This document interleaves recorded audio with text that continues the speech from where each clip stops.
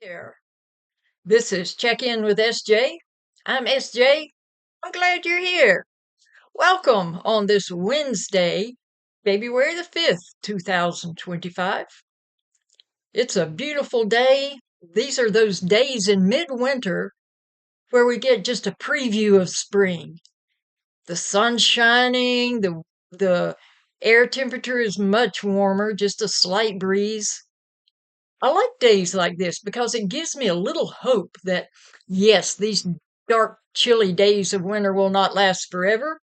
It's just a season, and we'll get to the rebirth of spring soon, in about 6 more weeks. Yeah, nice day. Hope you're having a good day. So, the word that I found on my calendar for encouragement today is serenity. Serenity.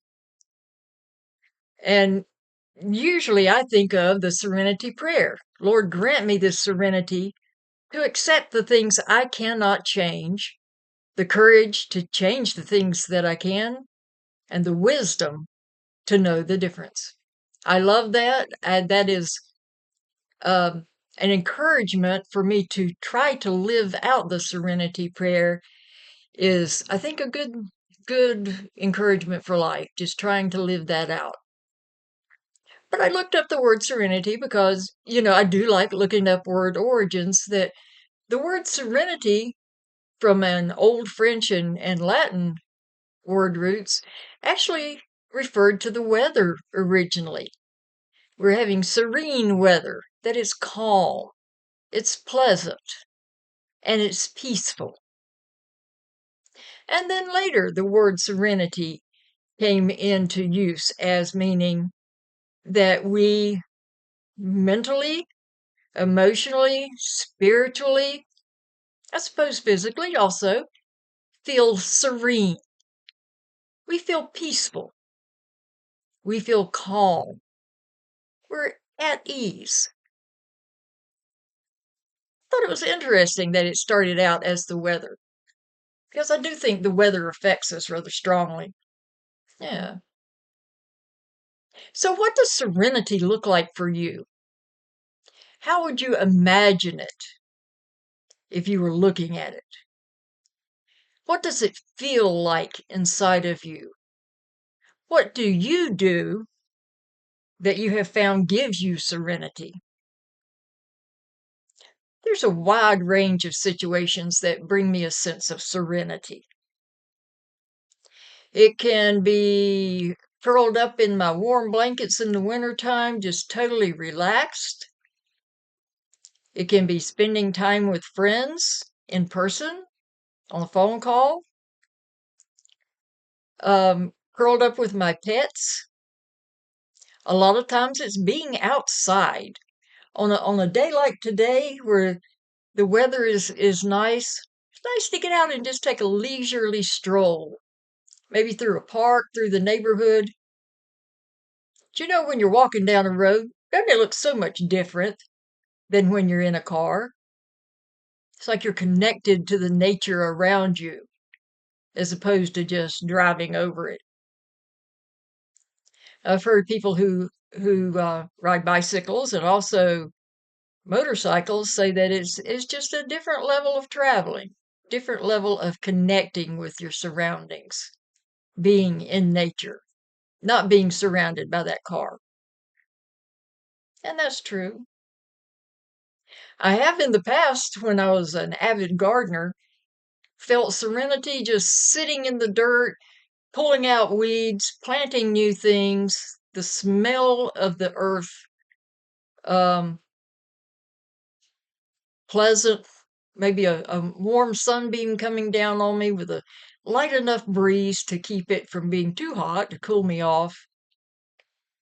Just that peacefulness, that pleasantness. So in the comments down below, tell me, what does serenity look like for you? How do you get to the point of being serene? Are you peaceful? Are you calm? Is that on a mental level? an emotional level, a spiritual level? Write me a comment and let me know. Hey, also, be sure you click the subscribe button and the like button and share Check In with SJ with your friends. Have them check in. We'll see what's going on. What's going on in the squirrel cage up between my ears? I got kind of tickled last night at work. I was talking to a couple of workers who were, I guess, probably late 20s, early 30s, and they were talking about what they wanted out of life. At this point in life, their challenge is finding a place to live, a permanent place to live on their own. They like to be homeowners.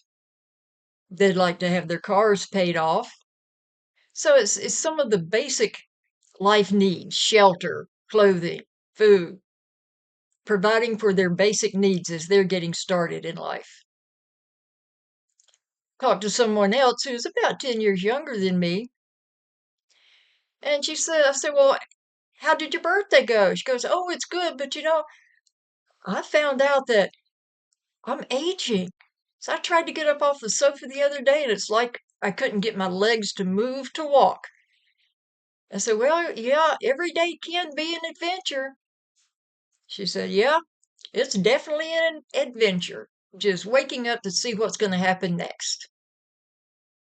And I was running a little late getting out of work because I had to stop and rest my legs because they were cramping. That had been my adventure for the day. We just never know what's going to hit us in any day. But in every age, we do have challenges. In every age, we have something that we're grasping for. Yeah. And I don't think a person ever outgrows that. My mom told me one time that you never get finished. It doesn't matter how old you live to be. You're never done. You're just not. I was reading a book and I had the book with me at work and I was in the employee break room and I'm going to show you the cover of the book. The cover of the book is Passion Struck. It's coming out backwards there. And it has, the passion and the flame coming up. And people were going, oh, what are you reading, SJ? I said, it's not as good as you think it is. It's not a love story.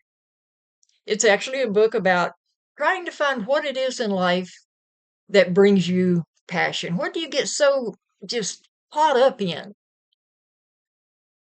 What dreams do you still want to experience in your lifetime? What do you feel like is your purpose? And I think we'll talk about purpose, finding purpose as more mature women. Life changes every day. There's something new. But when we get to a certain point in time, what is it that we want? What changes?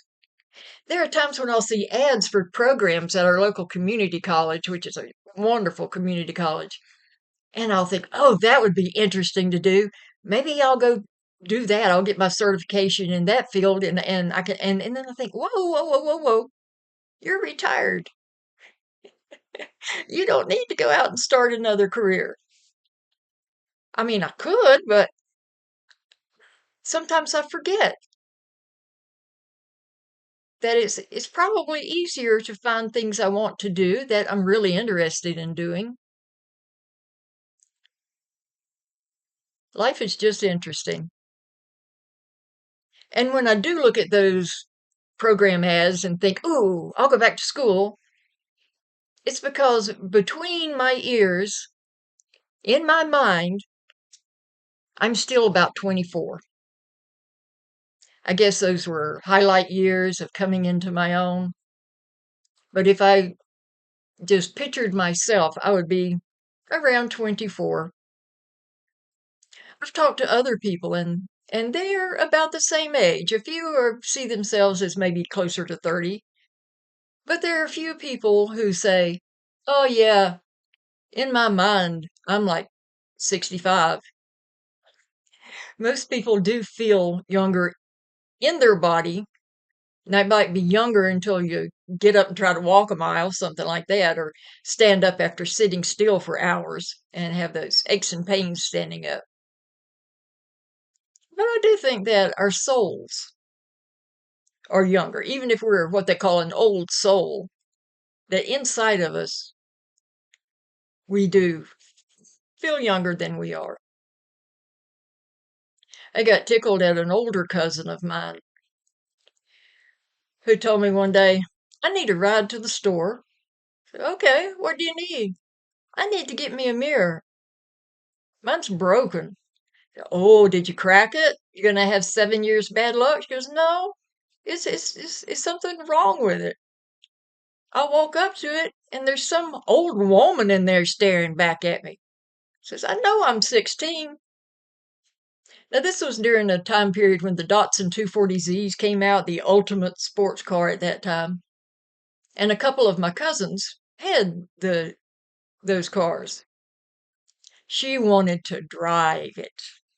Now, she didn't have her license. Doesn't mean she couldn't drive. She had just never got her license. But she was all ready to go get herself a sports car. And I think that's neat. I think we all should be younger at heart than we are in body. Doesn't mean irresponsible, just young at heart, young at spirit. Why? Well, I can give you one good reason today. I gave you that reason yesterday and the day before. The most powerful force, our Creator, who created heaven and earth and every atom in all of creation, also created you. Also felt it important that you be on this earth and in this life. Your Creator loves you. And I hope you love you too. Go look in the mirror and say, hi, beautiful. I am loved. My Creator does love me and I am important. And I'm going to give myself a big old hug. And I'm going to go out there and enjoy the rest of the day. Thank you for checking in. We'll talk some more tomorrow about finding our purpose, our serenity, and our passion at this third act of life. You have a wonderful day. Bye now.